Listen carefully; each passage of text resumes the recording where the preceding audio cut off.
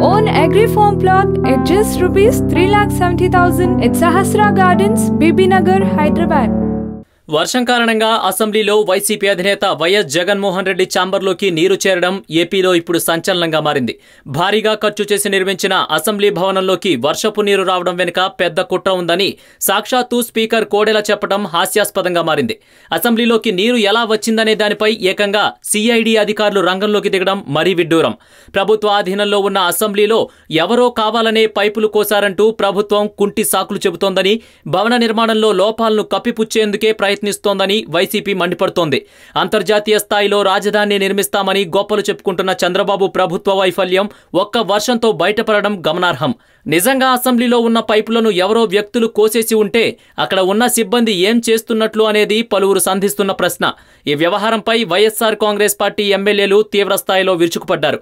పైగా అసెంబ్లీని పరిశీలించేందుకు వచ్చిన వైసీపీ ఎమ్మెల్యేలను లోపలికి అనుమతించకపోవడంతో వారు అక్కడే నిరసనకు దిగారు.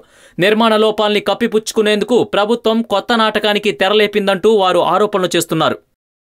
ఈ వీడియో మీకు నచ్చినట్లయితే లైక్ చేయండి, షేర్ చేయండి. మరిన్ని అప్డేట్స్ కోసం మా జనహితం టీవీని సబ్స్క్రైబ్ చేయడం మాత్రం మర్చిపోకండి.